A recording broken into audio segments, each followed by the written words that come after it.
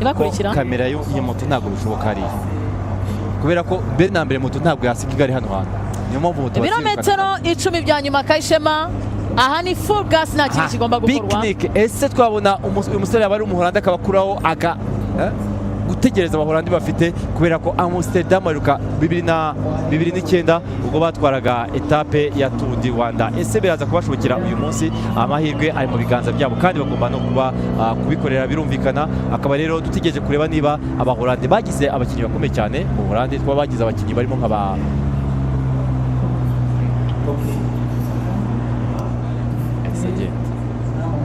yambaye ejo ndakaje navugaga yambaye umwenda wa magiri ya roza agira ikibazo ava ku igara riruka uko rero ko ikirere kimeze hanyuma umuyaga noneho reba umuyaga rero umuyaga uva mu majyepfo ujya mu majyepfo burengerazuba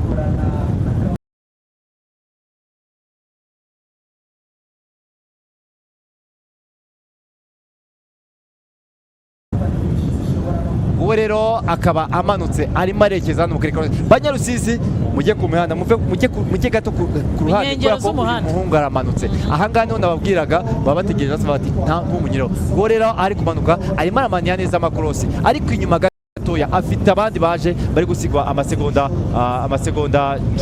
12 ubwo rero umusore wa picnic umanutse uje gushaka igihembo cy'umunsi nababwiraga ko ikipe nababwiraga ko Ubuholandi buheruka gutwara etape muri Tour du Rwanda mu mwaka wa 2009 etape yatwaye na Aude Office Drink niyo watwaye icyo gihe etape ya Drink iyo rero peloton imukurikiye mu gihe we yamaze gukora breakaway kuko yabatanze gutangira kumanuka yari etape yavaga i Kigali Nyagatare arasoza kumanuka itazamuka kilometero 3 ageraho basoreza iyo rero timo turaberuka peloton ngaho rero picnic umusore muri picnic akaba jezi 85 rero akaba ari we utwaye iri siganwa akaba ari we kugeza ubu ni Zomermandi Jagen Zower akaba ari we umanutse hano uje gushaka igihembo cy'umunsi gusa ntabwo yari kubera ko inyuma y'peloton yaje igisigaye no kureba uyu umusore ukiri muto cyane kuko afite imyaka 20 y'amavuko akaba ari umuholandi ufite ibiro 67 ufite indeshyo ya metero ndetse na santimetero 90 usanzwe nkobye hari aho yatsinze katurebe hafi aheruka ni muri European Continental Championship aha bari muri road race yegukanye umwanya wa 7 hanyuma Tour du Rwanda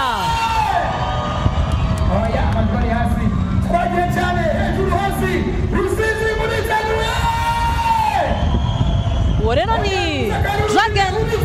Zomermandi umubirigi Zomermandi muri etape yasorejwe iwe ku munsi w'ejo yasoje ku mwanya wa 16 ya Rwamagana yasoje ku mwanya 34 ubundi umwihariko we akaba ari umukinnyi mwiza mu guterera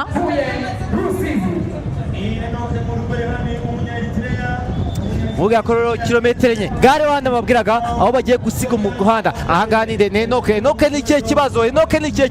Enoke agize ikibazo kigarirwaga muri kilometero 200 ari nako Zomland umusore w'umuholandi agiye gukora akego ko bamaze kimyaka Enoke yamaze kuva mu bajya gutsinda kuko ahangaha bagiye gukata Enoke Tour du Rwanda iminsi 3 mibi cyane Enoke usaba dépannage mécanique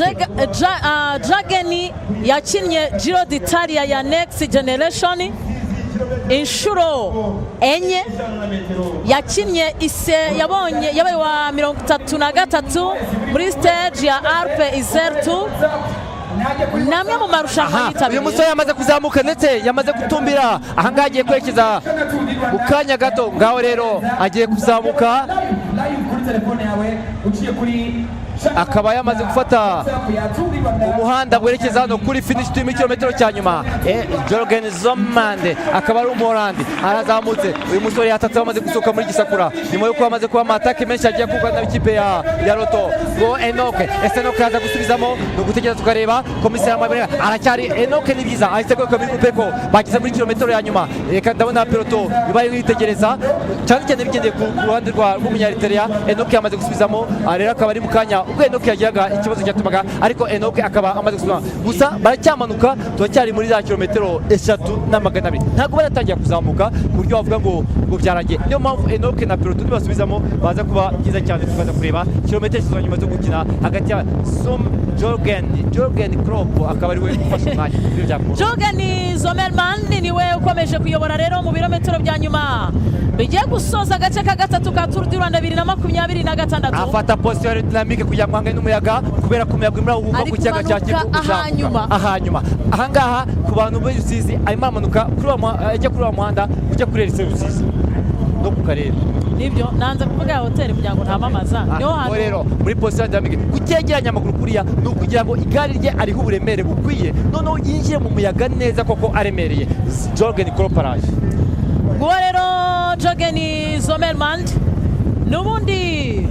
watatse rwose mu birometero 20 bya nyuma baramureka agenda agiye afunze rase rero afunze rase kwa kuno mungu yiteguye kunyukira igare agiye kuzamuka ibirometero 4 bya nyuma Kayishema kilometero ye za nyuma kuri Zommermann ngizo rero akaba yamaze gukata rero wa muhanda abwiraga asize umuhanda ujya ku Kivu afashe umuhanda uguruka mu gihe Rusizi asiga n'umuhanda ujya kuri Kamembe International Airport oya ntagaragera agiye kuzamuka ahubwo afashe umuhanda ukanya gato araza gukora ya deviation nabwiye yakati buryo abivuze ko asize iburyo ni nyine iburyo ibumoso niho arasiga ibumoso akati iburyo Zommermann Jürgen araje ngaho bamubwira ko ahantu haramanuka cyane ndetse harimo utuntu dutoya arimo bamusaba yuko ajya mu ruhande rw'ibumoso rw'umuhanda aba bita drapeau jaune baba bakoze akazi gakomeye cyane kugira ngo umutekano ngiyo na peloton ariko yamaze gukata yamaze kujya ku kilometero cya 4 ngabo rero bakaba amaze gusesekara ndetse ngaho rero akase noneho yerekeza he agiye kujya gushaka ikibuga cy'indege cya Kamembe uwo ni umuhanda kugira ngo tuwe rero agiye ahangaha atangiye gutambika kilometero 3,200 niba mureba neza hariya harimo hasi Paul akaba yisize uwagarutse mu mujyi arasiga abamukurikiye amasegonda 25 ndetse barimo na Yellow Jersey ndetse ageze mu birometero 3 bya nyuma amaze gukora kilometero 200 agiye kuzamuka kilometero 3,200 ngiyo peloton ya mayo jaune yaje Enoke ari hehe Enoke yakase reka turebe rero kilometero 3 za nyuma Jürgen Zommermann yahagurukiye igare arongera aricara amasegonda 25 kuri Jürgen amasegonda 25 peloton arahindukira ariko peloton yaje 25 mu kuzamuka ni make cyane kuri ryo igihe cyose peloton yamumira ni peloton ikomeye ni peloton izamutsemo Nyariteria peloton irimo mayo jaune Paul Marty ni peloton izamutsemo nimero 2 Enoke Murbrani ngabo rero ariko barimo arasigana ni mayo jaune afashe icyemezo Paul Marty mayo jaune nufashe icyemezo cyo gukura kubera ko nta muntu asiganye mu ikipe yo kumukururira ni ukubyikorera niba ashaka kugumana mayo jaune nibyo rero ibirometero 3 bya nyuma n'ubundi usigana kuri groupe mayo jaune ari nako na Paul Marty nawe umusozi umubwira uti ibi ntabwo ebye ni mwigiraga Nyamata sibyo mwigiraga Nyanza nibyo rero uwo ni Jürgen ari nako directeur wisiganwa technique Philippe Koyu akaba ari na directeur technique wa Tour de l'Avenir avuga ati ngwino tugende ngaho rero Raoda arahageze nguyu rero kilometero 2 zanyu birometero 2 bya nyuma kugira ngo arahagurukira igare n'umuzamutse urebye ibiro bye na n'indeshyo ye ari guhindukira cyane umuyaga urimo uva mu majyepfo ujya mu majyepfo burengerazuba yakagombye kubihorera bakagenda rero Enoke ari inyuma uyu musore agiye gutaha ngaho rero hariya tugendeze agiye gusiga umuhanda w'ikamembe afata umuhanda uza kuri kati buryo Jürgen Klopp kati buryo ariko nibiki ndabona mayo jaune ahisemo kudefanda Enoke mu Rwanda dore no tugize amasiganwa atatandukanye hari abarwanira mayo jaune hari abagiye gushaka Jürgen na etape ubu dufite mayo jaune Enoke afashe umwanzuro wo kuzamuka mayo jaune ubu ni bwa buryo kuvuga ngo reka none nguzamure ngusige mayo Enoke yamaze kuva muri etape agiye gukina mayo jaune nibyo kuko ntacyo Jürgen Zommermann yabatwaye kuko etape ya mbere yasoje ku mwanya wa 16 etape ya mbere ku mwanya 34 etape ya kabiri asoza ku mwanya wa 16 mukanya urebe ku rutonde rusange aho Jürgen Zommermann ahagaze kuko urabona ko mayo jaune bo barimo barakinana hagati yabo arigendeye rero Jürgen Zommermann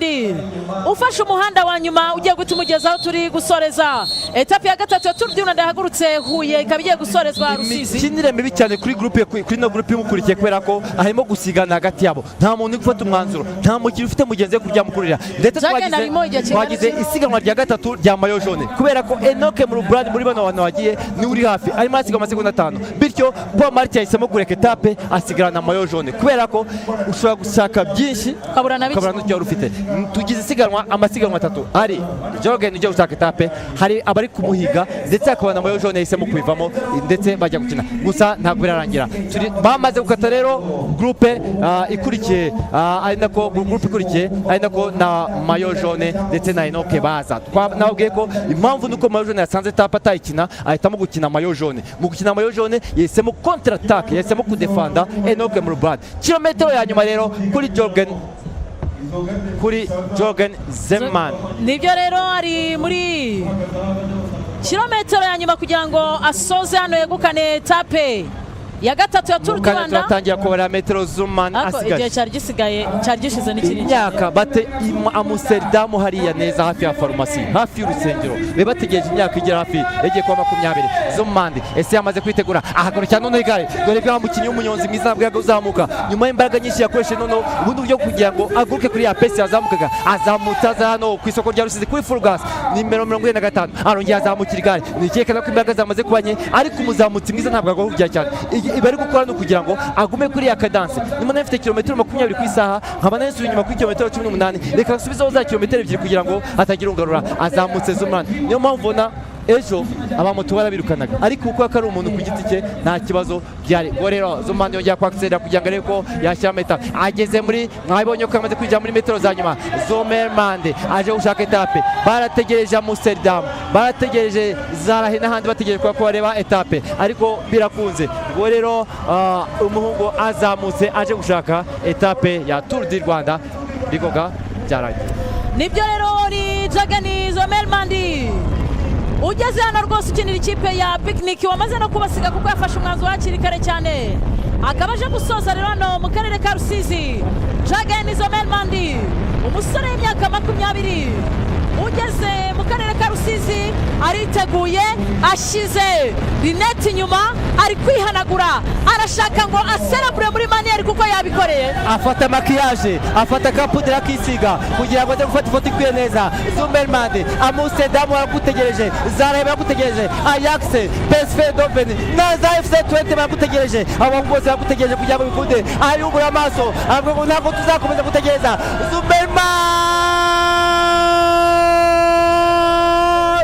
abwira abazi abahorandi ko batazategeza igihe kinini bati uru Rwanda narwo ni urwacu dufite ambasade Gefersinete Zeman Jorgen umusore wavutse tariki ya 13 ukwezi kwa kabiri umwaka wa 2006 reba ibyishimo byo kurangiza 1-2 avuga ati twabikoreye ari nako avuga ati dore mayo jaune araje Enoke byamugendekeye gute ari no kumunyetera afata umwanya wa 5 Enoke mu Brand ahangaha Enoke n'umwanya wanze gusa baritere yabaje reba yaje hariya yitwa Nyonguru Samuel mayo jaune nabaje kudefanda ari marwana amasegonda kugira ngo rekora amasegonda ngo amusega Nyonguru Samuel nawe ahita atambuka ku murongo reka turebe rero abandi bari kudefandana mayo jaune Paul Marty aza ashaka amasegonda agomba kunyugira kugira ngo amasegonda gukuramo kugira ngo atavamo Paul Marty agira hano arimo arashinyiriza Tour du Rwanda yatangiye Paul Marty Gefersinete Jorgen Zeman nababwira ko ari umusore wavutse ku itariki ya 13 kwezi kwa kabiri 2006 uyu ni umuhorandi ufite ibiro 67 afite indeshyo ya metero 1 na santimetero 90 yavukiye mu gace ka Franeleke yegukanye etape ya gatatu ya Tour du Rwanda 2026 yahagurukiye mu karere ka Huye isorezwa mu karere ka Rusizi twavuye mu majyepfo y'u Rwanda dusoreza mu burengerazuba bw'u Rwanda mu mujyi wa Kamembe Tour du Rwanda 2026 official iratangiye ku uyu munsi dukoze imisozi 6 sprint 2 felicitation ku Buholandi iyarukaga kera mu mwaka 2009 harimo amasegonda 11 Paul Marty yasigaga Jorgen ari nako twakira mu gishambo yize ese yaba amasegonda 11 avuyemo tukaba tugiye guhindura umwenda wa mayo jaune tukaba undi muntu wa gatatu wa Tour du Rwanda irakomeye Tour du Rwanda irakomeye cyane kandi Tour du Rwanda iraryoshye kayishema kuko Rusizi murakoze cyane Rusizi Kamembe mwakoze cyane kandi muze kwakira ababaganye service nziza inoze nk'ibisanzwe ku banyarwanda imyaka aka kantu se navuze ka gefeliciter de usicyo gasobanura ndumiwe nateguye we attention nguwo rero Jageni Zomerman umaze kwegukana etape ya gatatu ya Tour du Rwanda yiteguye ubwo umuhorandi yatwaga etape ya Tour du Rwanda uyu muhungu yaracyambara pamperse yari afite imyaka 2 ariko aravuze ati reka nkwereke ko mu by'ukuri byaba ubu ni nkaho uyu ni umuhungu watsinze etape atwaye imyaka 17 gutegereza nibyo rero felicitation cyane mwongera nkagira nti mu rurimi rw'igihorandi bagira bati gefeliciter de kuri Jageni Zomerman negereje ubutumwa bwa ambasade Christian rero Zomerman Jageni amaze kwegukana etape ya gatatu Huye Rusizi